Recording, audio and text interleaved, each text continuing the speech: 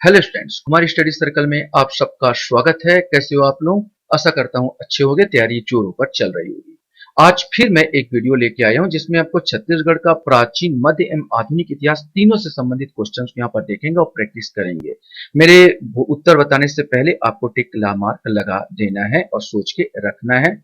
जो बच्चे अभी भी मेरे से जुड़ रहे हैं उनको बता देना चाहता हूँ कि अगर आप मेरा पुराना वीडियो देखना चाहते हैं तो मेरे प्लेलिस्ट छत्तीसगढ़ महिला पर्यवेक्षक भर्ती परीक्षा 2023 वाले में जाइए और सारे वीडियो को देख सकते हैं जो आपके लिए बहुत ज्यादा उपयोगी हो सकते हैं।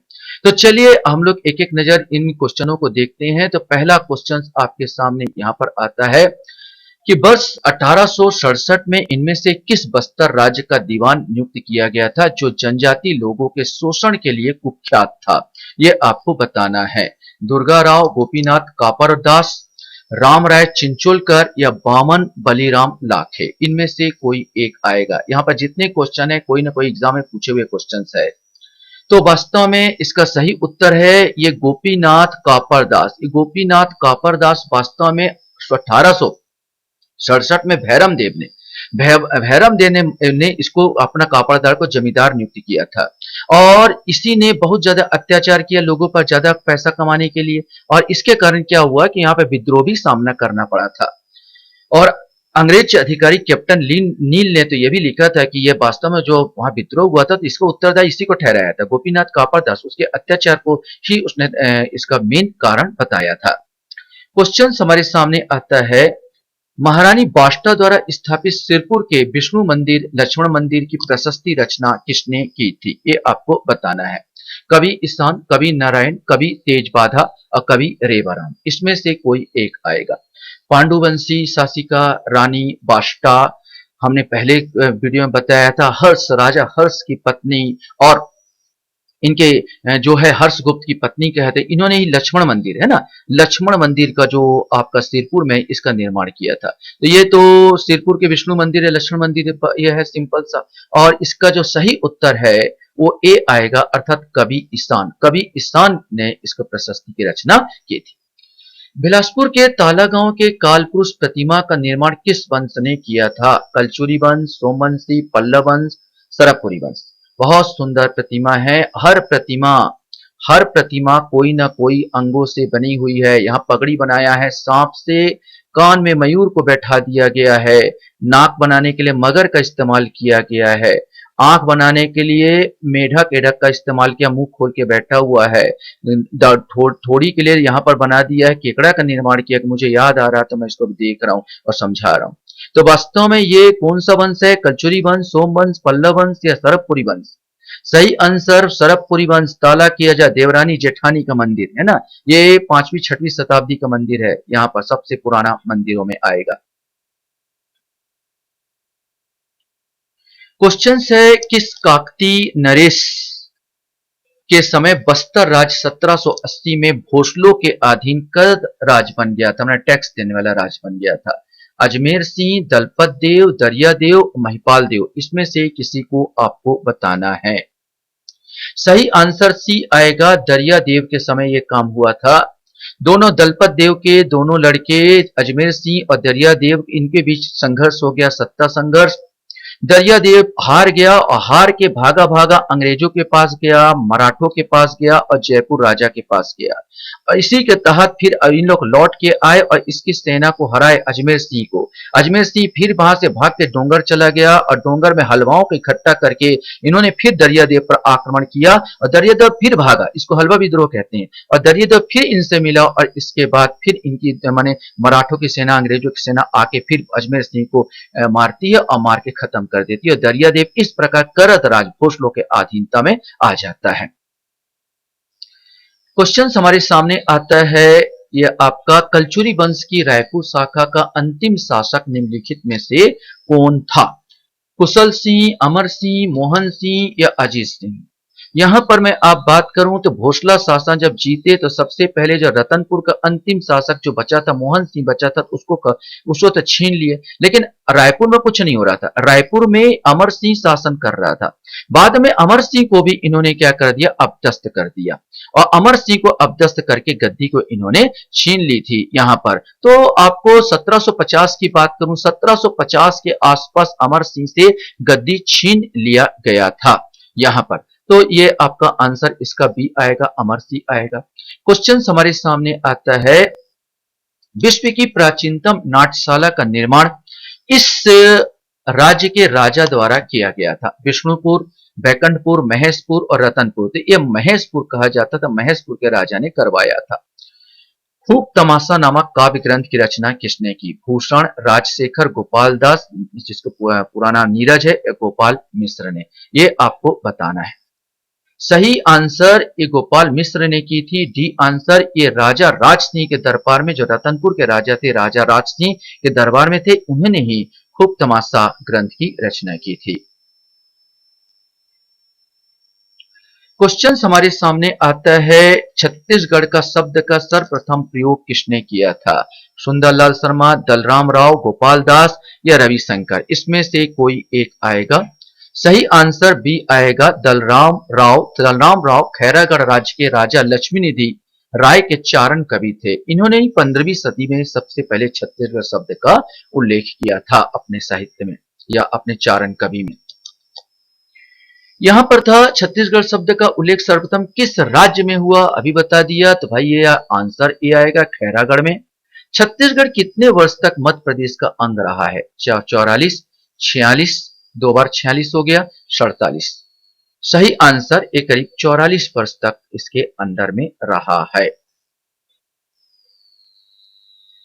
क्वेश्चन हमारे सामने यहां पर आता है, नवगठित छत्तीसगढ़ राज्य की मांग सर्वप्रथम 1939 में त्रिपुरी कांग्रेस अधिवेशन में किसने उठाई? पंडित पावन राव लाखे, ई राघवेंद्र राव, पंडित सुंदरलाल शर्मा या पंडित रविशंकर शुक्ल ने।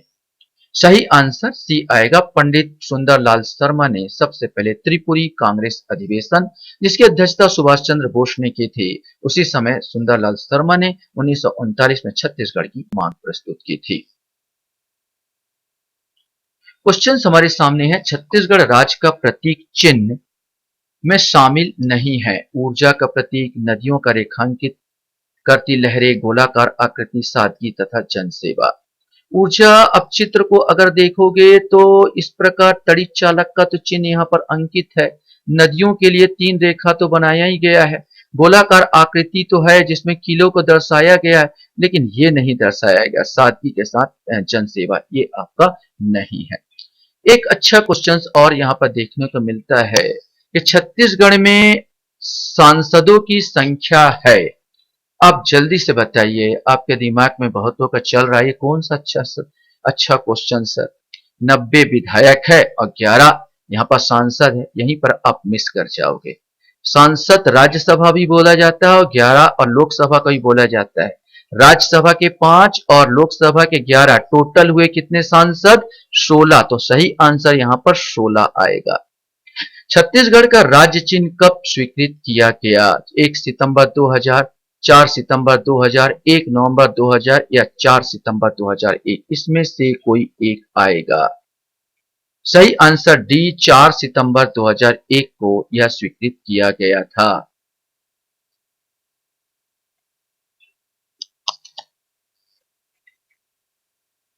– 1910 में बस्तर में हुए भूमकाल विद्रोह का नेता निम्नलिखित में से कौन था? लाला कलेंद्र सिंह, गुंडाधुर, वीर नारायण सिंह या गेंद सिंह। सही आंसर बी आएगा, 1910 में गुंडाधुर यहाँ पर भूमकाल का विद्रोह हुआ था, इसका नेता था 1857 का वीर नारायण सिंह। और यहाँ पर यह 1925 के आसपास जो यहाँ पर था, ये आपका गेंद सिंह का आएगा।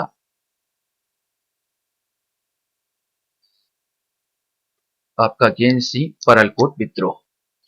क्वेश्चन से, छत्तीसगढ़ राजभाषा दिवस कब मनाया जाता है? 1 नवंबर, 2 बार 1 नवंबर हो गया, 18 दिसंबर या 28 नवंबर। सही आंसर डी आएगा, 28 नवंबर को ये मनाया जाता है। इसी दिन इसको पेश किया गया था विधानसभा में। छत्तीसगढ़ में रायपुर के कलचुरी शाखा का प्रथम शासक कौन था? ब्रह्मदेव, केशवदेव, मोहन सिंह, अजीत सिंह। वास्तव में इसका माना जाता, वैसे तो पूरा इतिहास नहीं मिलता इसका लिखित में, लेकिन वहां के अनुश्रुति के अनुसार इसका जो कलचुरी शाखा का केशव देव को माना जाता है, इसलिए आंसर यही लिया गया, केशव देव। क्वेश्चन हमारे सामने यहां पर आता है, गोपल्ला गीत छत्तीसगढ़ के निम्नलिखित में से किस वंश का इतिहास से संबंधित है? पांडु वंश, नल वंश, कलचुरी वंश या सोम वंश? सही आंसर सी आएगा, गोपल्ला गीत का संबंध कलचुरी वंश से है। क्वेश्चन हमारे सामने यहां पर आता है, तुम्बाड़ राजधानी में निम्नलिखित कलचुरी शासकों ने छत्तीसगढ़ पर शासन किया? कलिंग राज, कमल राज, रत्नदेव प्रथम, पृथ्वीदेव प्रथम। इसमें से आपको बनाना है। तो कलिंग राज ने तुम्बाड़ को राजधानी बनाया। कमल राज, इसके बाद उनके पुत्र हुए कमल राज। कमल राज का पुत्र था रत्नदेव प्रथम। रत्नदेव प्रथम चला गया रतनपुर में यहां पर, लेकिन बाद में क्या ना, पहले तो शासन किया, इसलिए तीनों आएंगे, 1 2 3, यहां पर सी आंसर आएगा।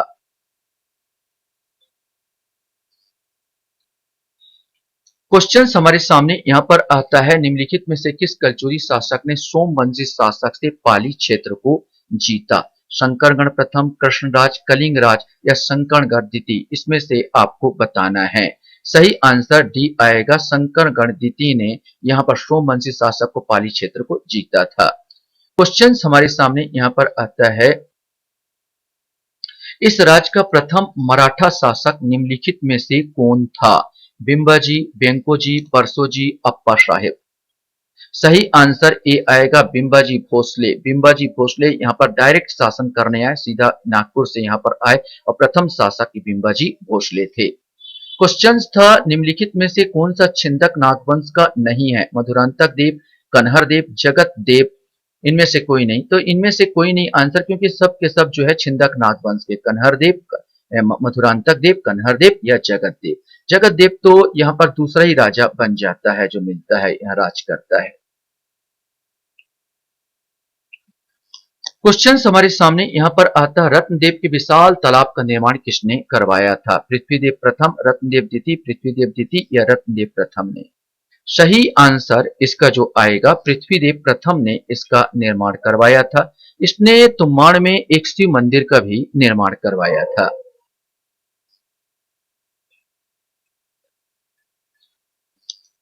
क्वेश्चन है, किस कलचुरी होना था? कलचुरी शासन काल में छत्तीसगढ़ क्षेत्र में भीषण दुर्भिक्ष अकाल पड़ा। पृथ्वीदेव द्वितीय, जाजल देव, जगदेव या रत्नदेव प्रथम? इसमें से कोई एक आपको बताना है। रत्नदेव प्रथम के समय ही यह अकाल पड़ा था। निम्नलिखित में से किसके शासनकाल में प्रथम अंग्रेज कैप्टन ब्लंट बस्तर यात्रा पर आए किंतु बस्तर में प्रवेश नहीं कर पाए? अजमेर सिंह, दरियादेव, महिपाल देव या दलपत देव? इसमें से आपको बताना है। सही आंसर बी आएगा, दरियादेव। दरियादेव के समय ये आए थे, कांकेर तक प्रवेश किए थे और कांकेर के बाद ये आगे बढ़ नहीं पाए, बस्तर में इनको घुसने नहीं दिया गया।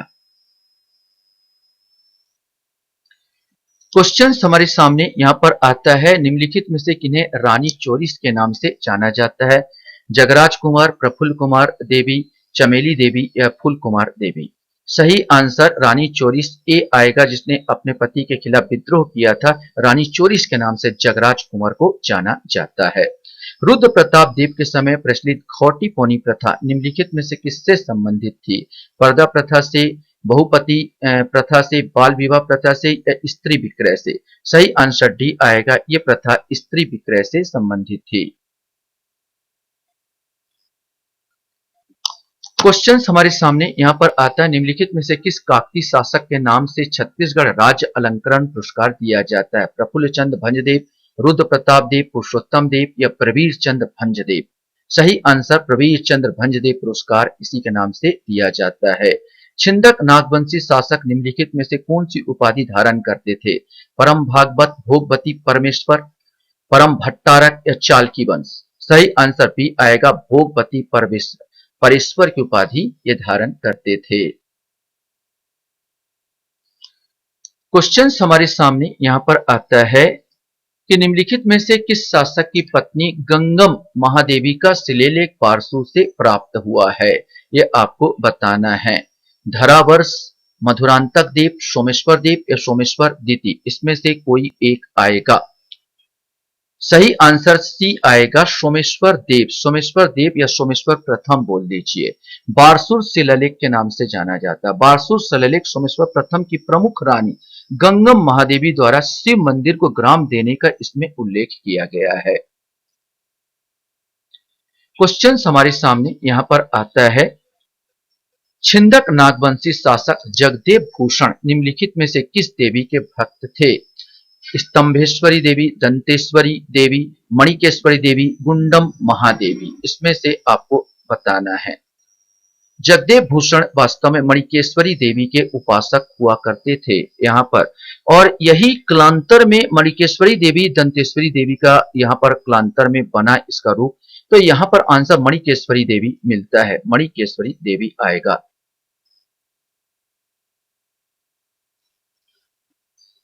क्वेश्चन हमारे सामने यहां पर आएगा, निम्नलिखित में से किस शासक को चालकी वंश राजा कहा जाता है, ये आपको बताना है। अनम देव, पुरुषोत्तम देव, भैरम देव या रुद्र प्रताप देव। सही आंसर ए आएगा, अनम देव। ये चालुक्य वंशी शासक इसलिए कहा जाता है कि अंतिम जो राजा था छिंदक नागवंशी बस्तर के, इनके जो हरिश्चंद्र को इन्होंने हराया था, और हराने के बाद ये वारंगल साइड के थे, और यहाँ पर उन्होंने यहाँ पर चालुक्य वंश का या चालकी वंश का शुरुआत कर दी। तो ये अनम देव इसका सही आंसर आएगा।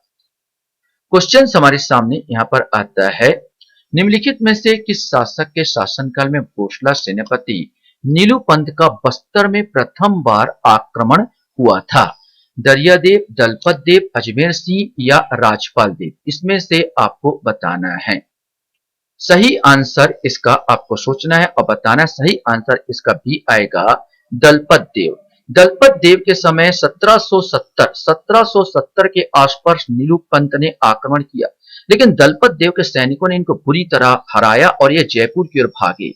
फिर इन्होंने आक्रमण किया, फिर दोबारा इन लोग आक्रमण किए थे। इस बार दलपत देव हारे थे और इसमें भागना पड़ा, और बाद में दलपत देव फिर इनको भगाने में कामयाब हो गए थे। इसलिए बस्तर से इन लोग को पूरी तरह से भगाने में फिर दलपत देव कामयाब यहां पर हुए थे। क्वेश्चंस यहां पर हमारे सामने यहां पर आता है, निम्नलिखित में से किस शासक को पूर्ण प्रताप चक्रवर्ती की उपाधि प्राप्त थी? वीर सिंह देव, राजपाल देव, प्रताप राव देव या नरसिंह देव, इसमें से आपको बताना है।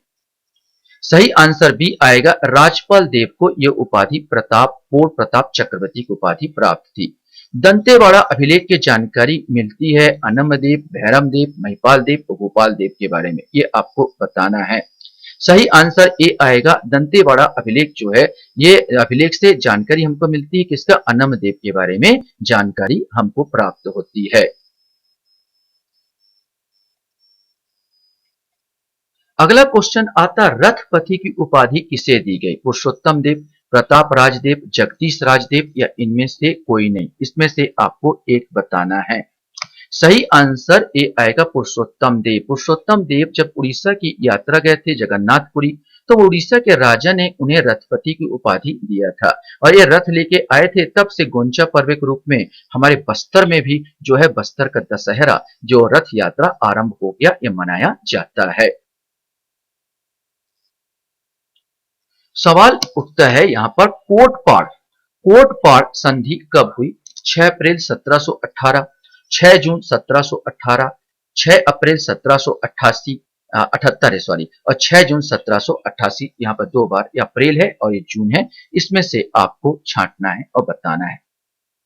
सही आंसर बी आएगा, 6 जून 1778 को यहाँ पर कोटपाड़ का स्थित जो दरियादेव, जो अजमेर सिंह और दरियादेव जिसके कारण हलवा विद्रोह हुआ था, और इन दोनों भाइयों के मध्य जो घमासान युद्ध हुआ, दरियादेव भागा भागा मराठों के पास गया था और मराठों की अधीनता स्वीकार की, यही संधि है कोटपाड़ की संधि। और कोटपाड़ की संधि के तहत इस प्रकार बस्तर को इन्होंने गिरवी रख दिया।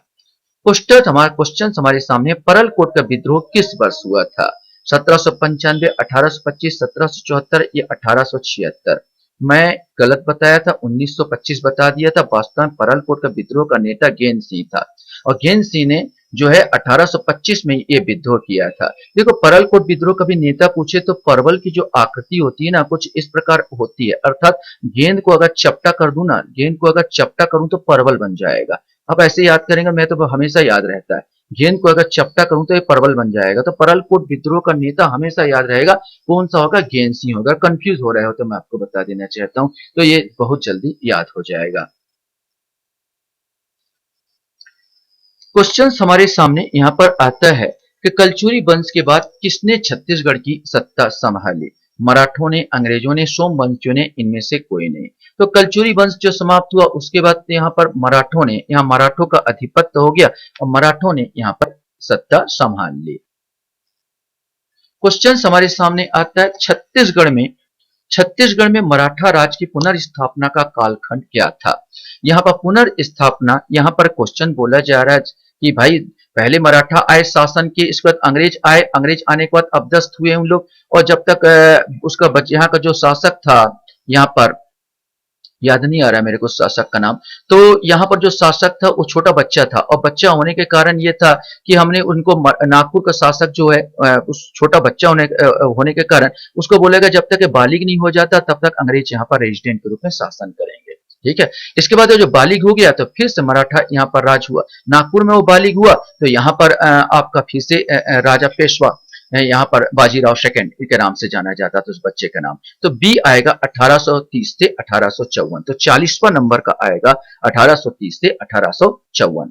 क्वेश्चन है, छत्तीसगढ़ में मराठों का शासन प्रणाली क्या थी? स्थानीय स्वशासन, सूबा शासन, सभा नहीं सूबा है, सामंत शासन प्रणाली या जमींदारी शासन?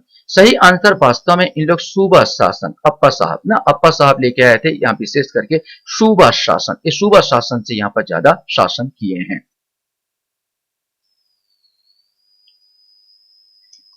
क्वेश्चन हमारे सामने यहाँ पर आता है, छत्तीसगढ़ में किस प्रथम अंग्रेज अधिकारी ने राजधानी बनाया? माने किस प्रथम अंग्रेज अधिकारी ने यहाँ पर राजधानी बनाई? Captain Edmund, colonel Agnew, colonel captain Neil, captain Smith? सही आंसर ये जो है ना, ये रतनपुर से रायपुर जो ले गए थे, पहले रतनपुर राजधानी थी, और रायपुर जो लेके चले गए, रायपुर लेके चले गए, तो रायपुर में जो लेके चले कर्नल एगन्यू, ऐसा लगा दिया, आग लगा दिया भाई इन्होंने। यहां से रतनपुर से कहां लेके चले गए? रायपुर लेके चले गए, जल्दी याद होगा आपको। क्वेश्चन हमारे सामने यहां पर आता है, छत्तीसगढ़ में मराठों ने दो तालुका बनाए थे, निम्न में से कौन सा था? तरंगा रतनपुर, तरंगा लोरमी, लोरमी रतनपुर, लोरमी खुज्जी? इसमें से आपको बताना है कि कौन सा था। सही आंसर भी आएगा, तिरंगा और लोरमी को इन्होंने दो तालुका बनाया था। क्वेश्चन यहां पर आता है, छत्तीसगढ़ में प्रत्यक्ष भोसला शासन का कार्यकाल कब था? प्रत्यक्ष भोसला शासन कब था? ये 1758, 70, 58, 87, 58 से 1818 या 18 से 1839? वास्तव में जब बिंबाजी भोसले यहाँ पर आए और यहाँ के रतनपुर के राजा जो ऐसी हारने के बाद उनको बैठा के रख दिया गया था, यहाँ पर उनको हटाया गया। यहाँ पर तो उस समय जो आए थे मोहन सिंह को अपदस्थ कर दिया गया, हटा दिया गया, वैसे मृत्यु हो गई थी मोहन सिंह की, इसके बाद उसको अपना कर लिया गया और बिंबाजी भोसले प्रत्यक्ष शासन के रूप में यहाँ पर बैठे 1758 से 1787 तक। क्वेश्चन हमारे सामने यहाँ पर आता है, मराठा शासन द्वारा विभिन्न जमींदारी क्षेत्रों में निर्धारित वार्षिक कर के रूप में क्या ली जाती थी? सायर, टकोली, कलाली, पंडरी? यद्यपि सब कर है लेकिन वार्षिक कर उन लोग टकोली, राजा महाराजा से टकोली वसूल करा करते थे। जैसे रतनपुर राज से वो टकोली वसूलते थे। क्वेश्चन हमारे सामने, मराठा शासन द्वारा गैर कृषक वर्ग से लिया जाने वाला कर क्या था? शायर, टकोली, कलाली या पंडरी? गैर कृषक वर्ग से लोग पंडरी नामक कर लिया करते थे। छत्तीसगढ़ अंचल में मराठा काल में पुनर्विवाह के बिना विधवा को अपने माता पिता के घर में रहने की अनुमति पर कौन सा कर देना पड़ता था? पेट, घरोबा, मिलावन या सावन? सही आंसर डी आएगा, सावन नामक कर देना होता था।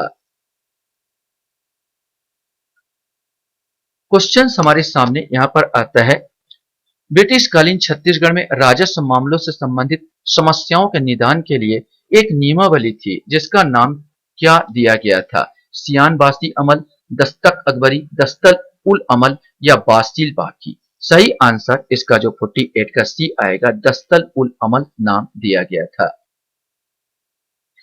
क्वेश्चन हमारे सामने यहां पर आता है, दलपत सागर नामक झील कहां पर है? मंधोता, जगदलपुर, बारसूर या सुकमा? इसमें से आपको बताना है।